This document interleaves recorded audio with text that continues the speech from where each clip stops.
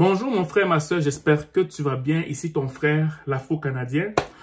Aujourd'hui, je vais parler du type d'homme dans ces moments de difficulté ici, dans ces temps de la fin ici, que tu dois avoir pour être à l'aise au Canada et partout ailleurs présentement en fait.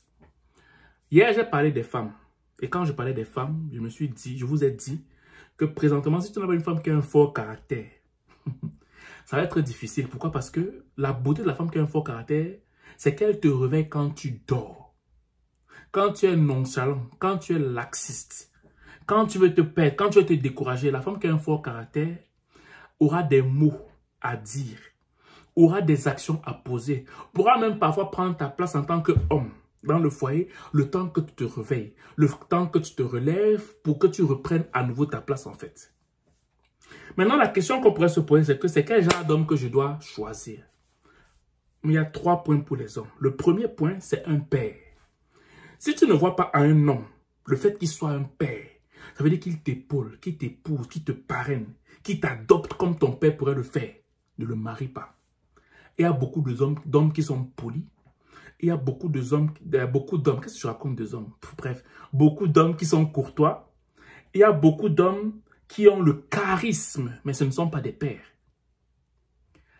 Un père, c'est quelqu'un qui t'adopte malgré tes défauts. C'est quelqu'un qui a la capacité et la patience enfouie en lui pour que tu deviennes la meilleure version de toi-même. C'est quelqu'un qui n'a pas peur de te dire les vérités, quitte à ce que tu le quittes. C'est quelqu'un que lorsqu'il a une vision dans la vie, il t'intègre dans cette vision pour que vous soyez ensemble des meilleures versions de vous-même en fait. Tu n'as pas besoin de crier auprès de lui. Lui dit que mais tes enfants ont ceci, non, il le sait. Et son fonctionnement priorise d'abord toi qui es sa conjointe ainsi que les enfants, ainsi que toutes vos destinées. C'est ça qui l'intéresse. C'est ça un père. C'est ça un père. Ça, c'est le premier point. Le deuxième point du genre d'homme que tu dois avoir maintenant, c'est quelqu'un qui est visionnaire. Si le gars que tu choisis n'est pas visionnaire, c'est que c'est un carriériste pur, mûr et dur, ça va être difficile. Pourquoi? Parce que les opportunités vont être devant lui. Il ne va pas reconnaître. Pourquoi? Parce que les opportunités ne se présentent jamais de façon, je vais dire, de façon très, comment je vais dire ça? De façon structurée. Des fois, les opportunités peuvent venir de façon désordonnée. Et quand tu es un visionnaire, tu sais exactement comment marcher, à quel moment patienter pour que les choses puissent se remettre en place elles seules, en fait. OK? Et quelqu'un qui est visionnaire, c'est quelqu'un aussi qui est dans la vie, il sait exactement à qui parler, à quel moment parler et quand attendre. Il le sait. Et c'est enfoui en lui. Et quelqu'un qui est visionnaire sait pertinemment que tout ce qu'il va entreprendre ne peut pas être fait par sa propre force.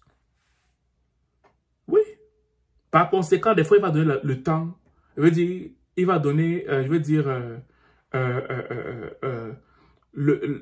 tout ce qu'il a comme projet au temps. Il va attendre que le temps fasse ses choses. Il y en a d'autres qui vont donner leur projet à Dieu, à Jésus, à l'islam et j'en passe. Mais il sait pertinemment que le projet qu'il a là dépasse sa capacité personnelle. Et il sait que même s'il ne connaît pas tout ce qui est spiritualité, il sait que où il est là, c'est seulement le temps qui peut faire la différence. Donc, c'est quelqu'un qui est patient dans la vie. Un visionnaire. Et le troisième point, et le dernier point, je vais aller très vite, c'est quelqu'un qui pose des actes par rapport à ce qu'il a comme projet. Parce qu'il y en a beaucoup qui sont visionnaires, mais qui s'arrêtent à être visionnaires. Ils ne vont poser aucun acte. Et généralement, il y a des visionnaires comme ça là, qui sont là pour embrouiller les gens. Ils t'embrouillent, ils te perdent le temps dans ta destinée, ils t'embrouillent, ils te promettent le mariage, mais ils ne te marient jamais. Ils te créent des environnements parce qu'il a un langage de visionnaire. Mais normalement, un visionnaire pose des actes par rapport à ce qu'il a comme projet dans son cœur. Donc, ne tombe jamais dans ce piège. Ok, on va résumer. La première des choses que tu dois avoir un homme, que tu vas épouser, avec qui tu dois cheminer, c'est quelqu'un, la première des choses, la toute première des choses, ok? C'est un père. La deuxième des choses, c'est un visionnaire. La troisième des choses, c'est qu'il pose des actes par rapport à la vision qu'il dit avoir. Si il dit être visionnaire sans qu'il ne pose des actes, fuis cette personne parce qu'il va juste être un philosophe. Il va te dire de belles paroles, de belles choses, mais il ne va jamais passer à l'acte. Et si quelqu'un, un père, ne passe pas à l'acte, mais il va entraîner son foyer dans quelque chose où tu ne sauras même pas c'est quoi la destination finale. Et ça va générer des frustrations en lui. Et qui dit une frustration en lui dit qu'il va pourrir l'atmosphère du foyer. Ok?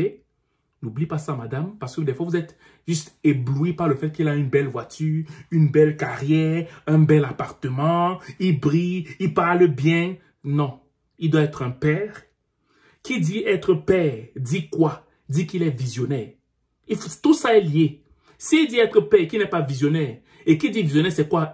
Il te montre, ok, qu'il tient à toi, qu'il veut construire avec sa vie avec toi, et ce n'est pas caché.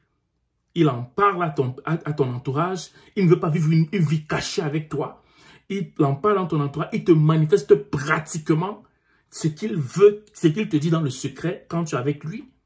Et de 3, ok, il pose des actes par rapport à ce qu'il dit être, ou par rapport à ce qu'il dit qu'il veut être. Est-ce que vous comprenez ça? Voilà. Si tu as quelqu'un comme ça là, en cette fin des temps-ci, il pourra t'amener quelque part, toi femme. Parce que si tu vois un visionnaire, quand quelque chose est fermé là-bas, il va trouver 2, 3 autres portes. Parce qu'il a vu que là-bas c'est fermé. Bon, ok, ben, on peut aller là-bas, là-bas, là-bas. Pourquoi? Parce qu'il est toujours en train de méditer. Il est toujours en train d'analyser les choses. C'est ça un visionnaire. Voilà. C'est ce que je vais te donner comme parole aujourd'hui. J'espère qu'elle va t'aider. Je te souhaite de passer une excellente journée ou une excellente soirée, dépendamment du lieu où tu m'écoutes.